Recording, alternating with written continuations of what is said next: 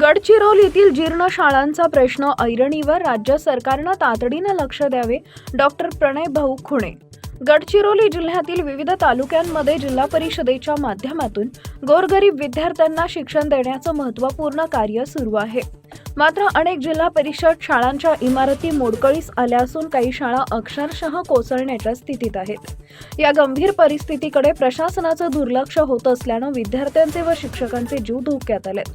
चारमोशी तालुक्यातील मौजा चाप्पलवाडा इथं राष्ट्रीय मानवाधिकार संघटनेचे प्रदेशाध्यक्ष डॉक्टर प्रणयभाऊ खुणे यांनी सदिच्छा भेट देऊन प्रत्यक्ष पाहणी केली.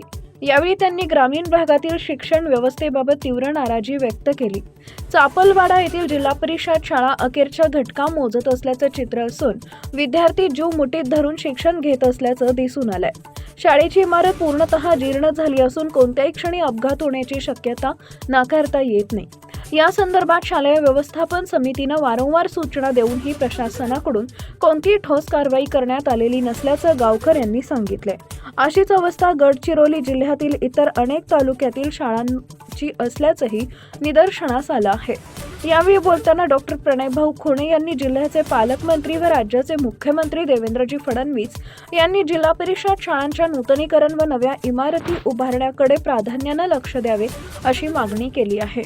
तसेच जिल्हा परिषदेचे मुख्य कार्यकारी अधिकारी सुहास गाडे यांनी तातडीनं या समस्येवर उपाययोजना कराव्यात असं आवाहन केलंय. या प्रसंगी राष्ट्रीय मानवाधिकार संघटनेचे जिल्हाध्यक्ष रमेश अधिकारी, सामाजिक कार्यकर्ते व माजी सरपंच रमेश लेकलवार, सत्यवान तंटकवार, राजू सातपुते यांच्यासह अनेक पदाधिकारी व कार्यकर्ते उपस्थित होते. टाइम्स ऑफ महाराष्ट्र न्यूज करता जिल्हा प्रतिनिधी निलेश ठाकरे यांचा रिपोर्ट.